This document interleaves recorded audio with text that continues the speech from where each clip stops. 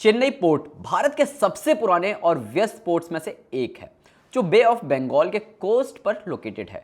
यह port automotive exports के लिए एक मेजर हब है, specially for companies like Hyundai motor India. दोस्तों, मैं हूं चेन्नई पोर्ट पर और ये देखा जाए ना, इंडिया का तीसरा सबसे बड़ा पोर्ट है। यहाँ मैं आया हूँ made in India, made for world को किस तरीके से Hyundai मोटर इंडिया एक तरीके से दर्शाती हुई नजर आ रही है, वो आपको समझाने। यहाँ पर आप 3 गाड़ियाँ देख रहे हैं। इन 3 गाड़ियों के अलावा और 6 गाड़ियाँ ऐसी हैं जिन्हें Hyundai मोटर इंडिया दूसरे देशों में निर्यात करता है। अब चेन्नई पोर्ट से अगर आप देखेंगे, लगभग 4 से 5 हज़ार गाड़ियाँ पीछे जो शिप देख रहे हैं, उस शिप के जरिए लगभग 60 देशों में निर्यात की जाती है। यहाँ पर आप देख रहे हैं, ये वरना दूसरे देशों में जाती है तो हो जाती है एक्सेंट। ये क्रेटा और ये है ग्रैंड i10। 1999 में ये सफ़र शुरू हुआ था और आज तक कंपनी 3.7 मिलियन से ज़्यादा मेड इन इंडिया व्हीकल्स को एक्सपोर्ट कर चुकी है।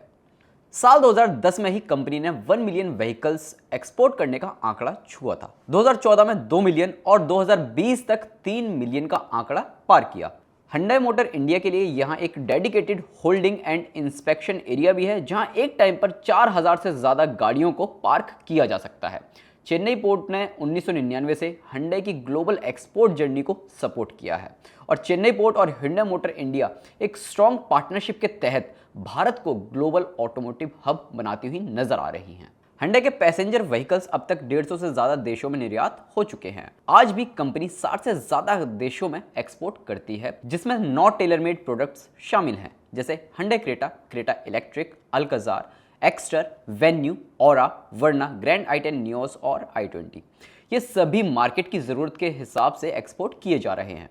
इसमें क्रेटा इलेक्ट्रिक हाल ही में शामिल हुई है और इसे नेबरिंग कंट्रीज में एक्सपोर्ट किया जा रहा है। तो हम लोग आ चुके हैं एक शिप के अंदर और इस शिप के अंदर Hyundai की लगभग 5000 गाड़ियाँ दूसरे देशों में निर्यात की जाती हैं। अब आप यहाँ पर ये जो गाड़ियाँ देख रहे होंगे, पीछे से लाइन से इधर तक जितनी भी गाड़ियाँ खड़ी हैं, देखने में तो आपको वर्ना लग रही होगी, लेकिन विदेशों में इसे किसी और नाम से बेचा जाता है। इसे बेसिकली एक्सेंट नाम से बेचा जाता है।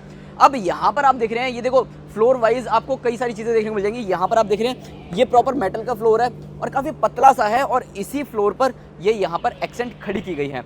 अब बेस्ट पार्ट तो ये है कि ऊपर की तरफ यहाँ आपको सिल्वर देखने को मिल रहा होगा। अब ये जो सिल्वर है, ये हीट एब्जॉर्ब करने के लिए है, क्योंकि ऑब्वियस सी बात है, जब यहाँ से शिप जाएगा दूसरे देशों में जाएगा तो अलग अलग टेम्परेचर ऑब्वियस सी बातें देखने को मिलता है। बहुत ज़्यादा गर्मी होती है, बहुत ही ज़्यादा गर्मी भी होती है और ह्यूमिड टाइप भी होता है। तो ऐसे में ये हीट एब्जॉर्ब कर लेता है और ऊपर से जब शिप चलता है तो ऐसी लहरें भी आती हैं जहाँ पर शिप बहुत ज़्यादा हिलता है, तो वहाँ पर गाड़ियाँ आपस में टकराए ना, क्योंकि ऑब्वियस सी बात है, इतना बड़ा शिप है, लगभग 5000 गाड़ियाँ एक्सपोर्ट की जाती हैं। तो यहाँ पर जो गाड़ियाँ हैं अब ऐसे खड़ी की जाती हैं कि मतलब बहुत ही कम गैप आपको देखने को मिल रहा होगा यहाँ पर। और यहाँ पर ये जो गाड़ियाँ हैं, यहाँ पर एक बेल्ट से, मजबूत बेल्ट से यहाँ पर टोइंग हुक के जरिए बांध दी गई है, जिसके चलते ये गाड़ियाँ आपस में टकराए ना। शिप चलेगा, हिलेगा, तो ऐसे में गाड़ियाँ भी हिल सकती हैं, टकरा सकती हैं, कुछ डैमेज हो सकता है। तो ऐसे में डैमेज नहीं होगा और प्रॉपर गाड़ियाँ जो है जिन देशों में निर्यात की जानी है वहाँ निर्यात भी हो जाएंगी। अब यहाँ इस फ्लोर पर तो सारी की सारी एक्सेंट लगा दी गई हैं। इसके ऊपर वाले फ्लोर पर सारी ग्रैंड i10 थी।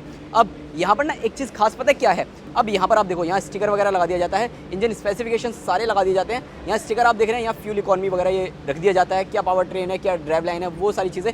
मॉडल ईयर यहाँ पर ये समझने वाली बात है, यहाँ लिखा है 2026।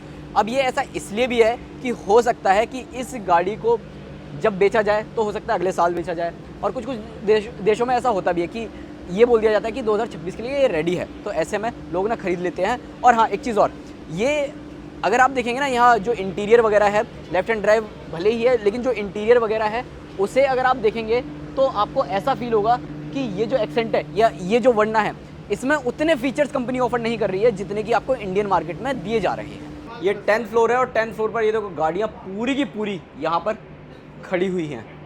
ओवरऑल देखा जाए तो ये शिप ना 12 डेक्स का है, मतलब 12 फ्लोर्स का, और हर फ्लोर पर Hyundai की अलग अलग गाड़ियाँ पार्क की गई हैं। फाइनेंशियल ईयर 2024-25 में Hyundai के लिए टॉप एक्सपोर्ट मार्केट्स जो रहे हैं, उनमें Saudi Arabia, south Africa, Mexico, चाइल और पेरू शामिल है। और इस दौरान कंपनी ने 1,63,386 यूनिट्स एक्सपोर्ट की हैं। ये जो गाड़ियाँ आप देख रहे हो ना, सारी Hyundai की हैं और इस शिप में लाद दी जाएंगी जब ये शिप दूसरे देशों के लिए निकलेगा। अब मैं खड़ा हूँ इस शिप की छत पर, प्रॉपर छत पर मैं खड़ा हूँ। हल्की हल्की बारिश हो रही है, मौसम थोड़ा सुहाना हो रहा है।